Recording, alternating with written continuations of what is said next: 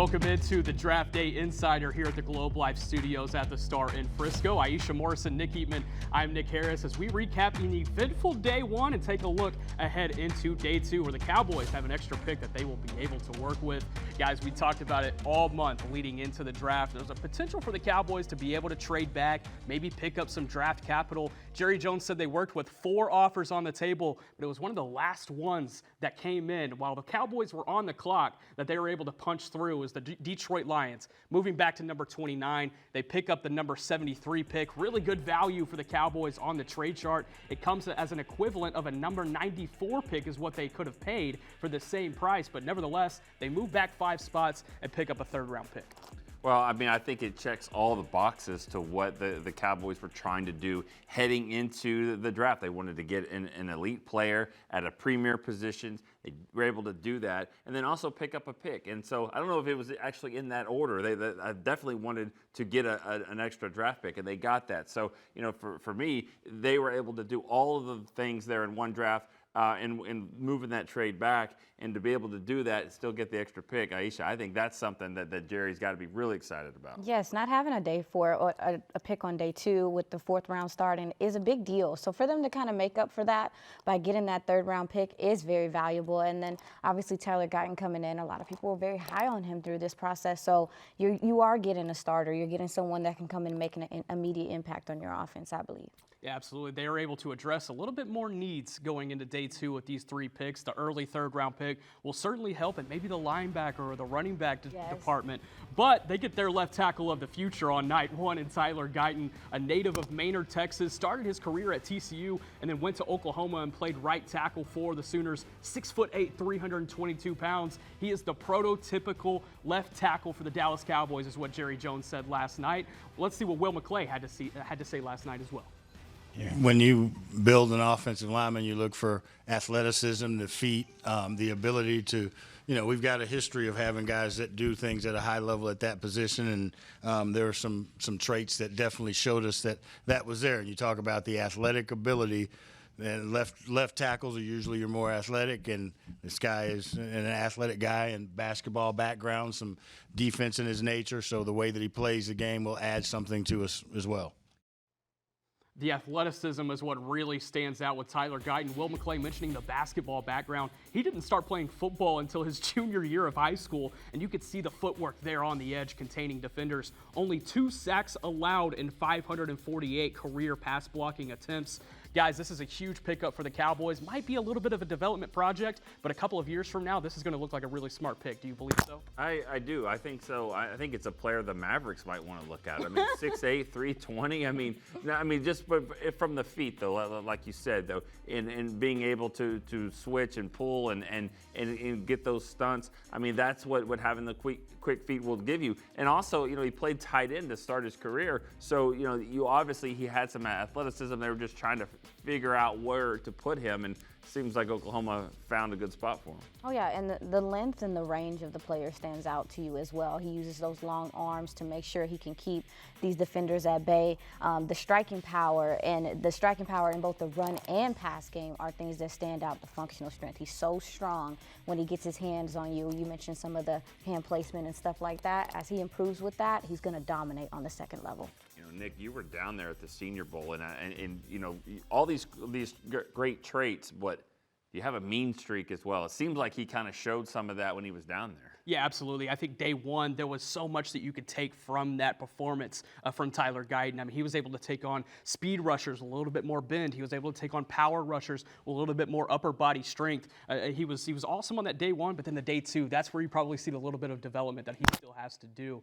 But when I was able to catch up with him at the Senior Bowl, he said to play for the Dallas Cowboys, it would be a dream of his. That dream was seen through last night. When we come back, we're going to take a look at the phone call that was made between Jerry Jones and Tyler Guyton that officially made him the newest member of the Dallas Cowboys. The Dallas Cowboys Draft Day Insider is brought to you by United Ag and Turf, your 1st-round draft pick for John Deere equipment. And by Dr. Pepper. Raise your Dr. Pepper glass to America's team. It's a pepper thing.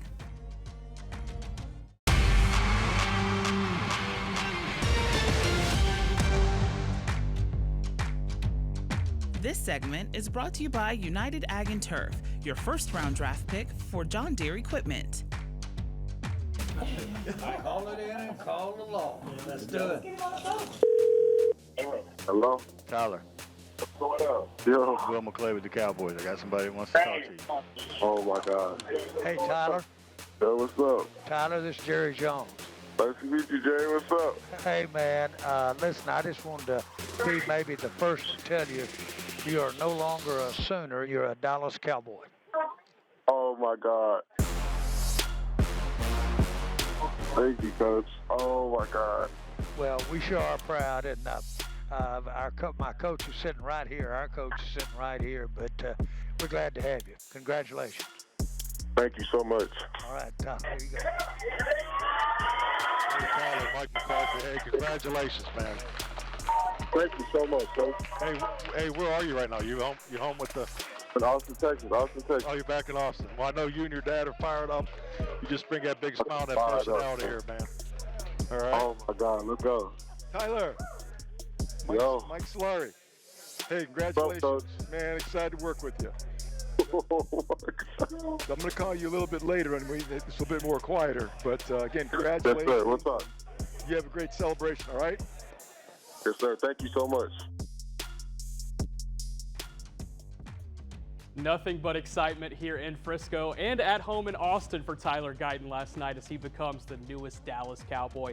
Let's take a look at what he could possibly bring to this Cowboys offensive line in year one. So he played right tackle last season for the Oklahoma Sooners. Now think about it like this. He was still protecting the blind side of left-handed quarterback Dylan Gabriel for the Oklahoma Sooners. So for him to be able to transfer to this left tackle spot, it might just work out for him. Let's take a look at this clip right here. He's able to work a stunt on the right side of this offensive line from Texas as he's able to take one guy that he did not expect and was still able to pick him up. That's huge towards his development. The one key knock throughout the draft process on Tyler Guyton has been his lack of experience. But picking up little things like this is huge towards his development. Let's take a look at the next play.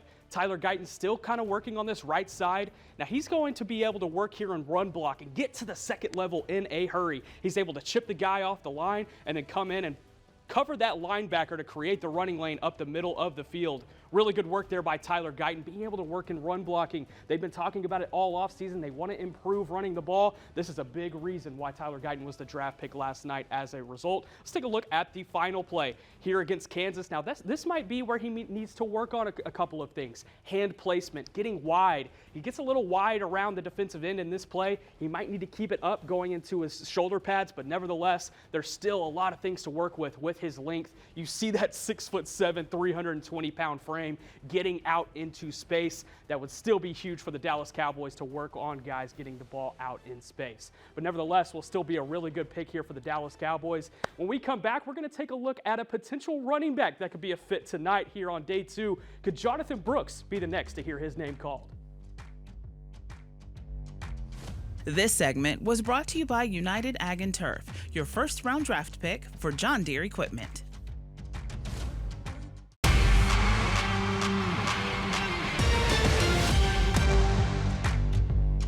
Welcome back into the Draft Day Insider here at the Globe Life Studios at the Star in Frisco. Heading into day 2, the Cowboys, they pick up an extra pick, 3 picks tonight here on Friday night. One of the positions of need that you might be identifying is the running back position.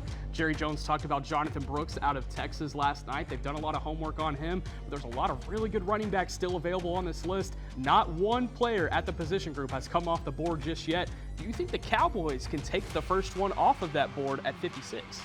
What's the record? You were telling me the other day there's the latest that the first running back has ever gone is like a 54. Right? Yeah, only one time in the common draft era has the first running back come off the board after pick 56. So it would definitely be a little bit of draft history, but given this running back draft class, maybe this is something that manifests. Well, Jerry's done this for a time or two, and he knows how to work the media and work the war room. So for him to have a pretty, glowing report about Jonathan Brooks was kind of interesting. The other guys next to him were like, he's still on the board there. So Jonathan Brooks, obviously somebody that Cowboys have talked to, that they like him. He's got that injury on the ACL, and so in the second round, the Cowboys have made a history of taking players that, trying to pick up some value, but have injury injuries or off the field concerns, whatever it is, but you're trying to steal some value there. So maybe if you can get a guy like that in the second or third round, who has some extra value.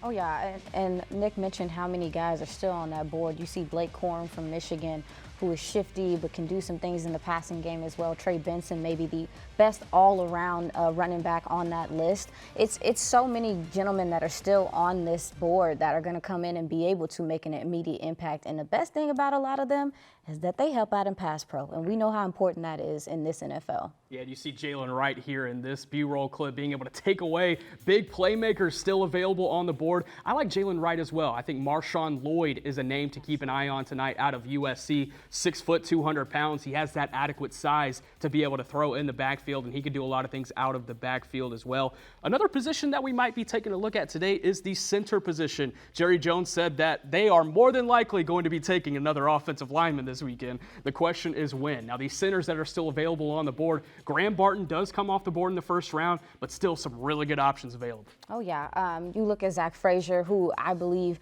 with his wrestling background really can come in and stabilize the middle of your offensive line. Then you have Cedric Van Pran, who I'm very high on as well, that has a lot of force that he plays with and tenacity to get to the second level, put his hands on people, move people out the way. Yeah, there's a lot of gentlemen still on this board that can come in and really help stabilize that line. Well, when I saw the list that you just had and the different logos, the one that stood out to me is the Wisconsin logo because, and here's Bordellini right here because, you've seen Frederick, we've seen Biotish. Wisconsin centers, they know how to block, they know how to move the people around, so it wouldn't surprise me at all if the Cowboys would dip back into that again. Yeah, definitely a trend to get a center from Madison, Wisconsin, from the Badgers to come and play for the Cowboys. There's some really good options still available on day 3 even. If the Cowboys see that board kind of fall out of their favor, if Zach Frazier is not there at 56, if Tanner Bordellini or those guys are maybe off the board by the time they want to pick in the 3rd round, there's still some good value there on day 3, and if that's the case, then Brock Hoffman kind of comes to the forefront. Stephen Jones was very complimentary of Brock Hoffman yesterday. What do you think about his potential to start? Well, it's kind of growing. It seems like every week we talk a little bit more about these young linemen and Hoffman's name and TJ Bass. They just keep getting included, and Stephen Jones just kind of lit up last night after the press conference when the reporters were talking to him about Hoffman, and he goes, if anybody comes in to compete with them, they better bring it. They better bring their lunch pail because it really matters to him. He wants to compete. These guys are here every day, and I think that says something. They're trying to get better. They're going to look bigger and stronger than they did last year. That's typically just what happens in the offseason. So, and I'll say this Hoffman started 2 games last year, but they were 2 of the 3 biggest offensive production games for the Cowboys all season long. I mean, over 450 yards at both times. So just saying, they didn't really drop off. They actually got a little bit better when he was in there. Yeah, not the only position that the Cowboys need to address potentially tonight. The linebacker position, is there another player in the state of Texas that the Cowboys might be eyeing at the linebacker position? We might take a look at Edgerrin Cooper whenever we come back out of Texas A&M, a potential Aggie making his way up north.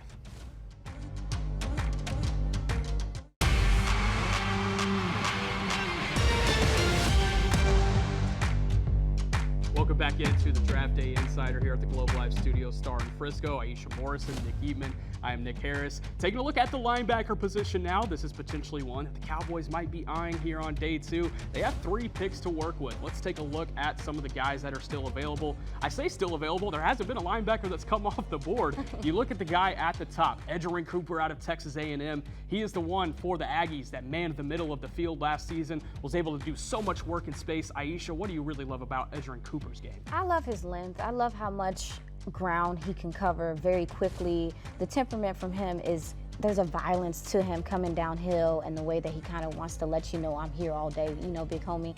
He's such a smart player as well. You can tell that he displays patience and he trusts his recovery speed as well. This gentleman can come in. I'm excited to see where he goes, but he would be a great addition to this Cowboys linebacker core that's looking to take that next step. If they see Cooper fall off the board, there are still some really intriguing options. I like Junior Colson out of Michigan, potentially with that early 3rd round pick that they picked up yesterday. You also have Trevin Wallace out of Kentucky. There are some different style linebackers that they could work with. Nick, what do you feel like stylistically a type of linebacker that they need to get today to work in that room? I think you're going to see a change with what we've seen in the last few years with Dan Quinn's defense. I think Mike Zimmer is going to bring maybe a little bigger linebacker. Maybe he's not as quick. He has a 40 time that isn't as desirable as some others. But I think what has been lost the last few years is guys that can step up in the hole and make the tackle, make the play. We've seen too many times where the linebacker's trying to cover the tight end and be a 4-4 guy, 4-5 guy, but yet when a guard gets on top of them, then he moves people around. I think you're going to see guys, big thumper type linebackers that can kind of stick their nose in there, make the play at the line of scrimmage. I think that has been sort of lost the last few years, and I think it comes back in Mike Zimmer's defense. Yeah, I put out on social media this morning, what are some positions that Cowboys fans might be looking at to potentially take with that extra pick on day 3? Surprisingly enough, wide receiver is one that I think fans would really love to come away with tonight after coming out of these second and third rounds. Let's take a look at some of the receivers that are still available on the board. Losing Michael Gallup over the offseason, releasing him for a post-June 1 cut, they might need to throw another guy in that room. Do they need a big possession type guy like Michael Gallup was able to provide, or would you rather have a little bit of versatility, IIsha? I wouldn't mind having a guy that's 50-50. We saw how much the Cowboys struggled in the red zone last year. It would have been nice to have a guy out there that could just go up there. You could high point the ball, get you some points really quickly. Keon Coleman comes to mind from FSU. I don't know if he's going to be there. I would hope he would be, but he has that physical, high point the ball, this is my ball mentality, very strong hands. He would be a fantastic addition as well if they were able to get him here. Yeah, they brought in Malachi Corley for a 30 visit. Another guy that they met with at the Combine is Jalen McMillan out of Washington. Those are two intriguing names. There might be a wide receiver prospect sitting there for you at 73 or at 87 that might be too good to pass up. Yeah, and I think you have to look a little bit past this year, and that's what the Stephen Jones and Jerry Jones, that's what they do a lot. Is that it's not just about this season, because if you look at the contracts, Brandon Cooks is a guy that this will be the last year of his deal. We'll see if he comes back, but you need that speed type guy, a shifty player. And IIsha, you talked about red zone. They figured it out there towards the end of the season. It seemed like he was catching, Brandon Cooks was catching that deep fade in the corner like 4 or 5 times, but yet, who knows what's going to happen in the next few years. Obviously, CD's expected to be here, but you need probably a number 2. And Jalen Tolbert's still got some developmental skills going on there. So I do think they're going to get a wide receiver, and really one that could be your number 2 receiver, maybe not this year, but next year. Yeah, this wide receiver narrative will be a fun one to follow as the weekend goes on. When we come back, we're going to catch up with Nicole Hutchison, who was able to catch the party outside of the Star on Thursday night. She was able to talk to a few of Tyler Guyton's future teammates who have some great advice for the upcoming rookie.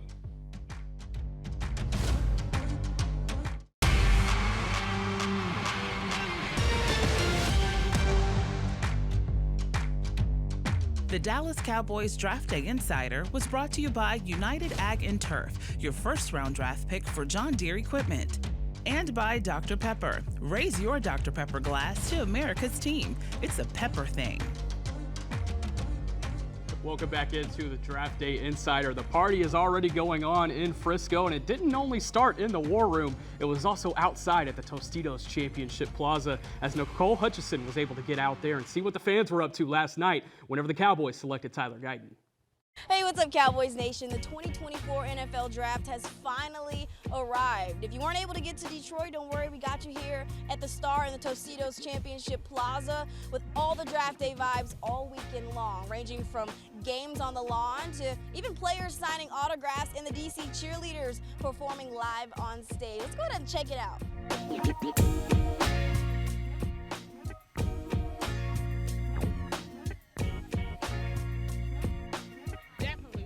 Some good players. We ready for the new season. I make every jersey that I wear, I make sure that I bling it out for the Cowboys.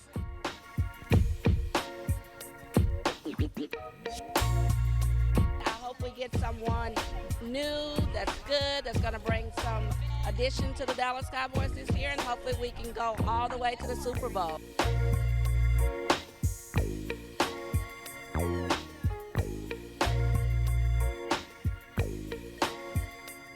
Obviously, one of the cool moments of this draft day party is that the players get to sign autographs, so it was only right to come and catch up with a few of them, like Osa. I mean, you're not far removed from your draft day experience. What do you remember from that? I know it was like super loud when I did get the call. I was like in the middle of eating a fried pickle when I got a call from Dallas, and I knew. And my agent was just telling me like, don't worry, you're gonna get the call. Like, because after the second round had went by, I was starting to like stress out a little bit. So it's just like a weight off my shoulders when I got that call. Some advice that you can give these guys coming in. Stay focused and don't let the money get to your head, man. And just grind. Good advice from some of these future Cowboys teammates, as Sam Williams and Osa Odighizuwa were able to help us out with that. All right, going into day 2, 3 picks today. Guys, give me one player that you would just love to come away with today. IIsha, I'll start with you. Zach Frazier, center out of Western Virginia. I would love to have him come in and go ahead and solidify that center spot moving forward. Can I pick 2 players? One of them maybe being a former guy. How about Ezekiel Elliott? Which also would maybe open the door for Jonathan Brooks. I mean, you know what? Jerry said it. Maybe it's going to speak it to existence. But if that happens, I do think having a Zeke here could help a guy like Jonathan Brooks in his rehab. Yes, certainly. The running back position. It's going to be a really fun one to follow today. Linebacker, center. What will the Cowboys come away with on day 2? We'll be right back here tomorrow to recap it and then take a look at 4 picks tomorrow on day 3 for the Dallas Cowboys. That's it for the Draft Day Insider. Nick Harris, IIsha Morrison, and Nick Eatman. We'll see you tomorrow.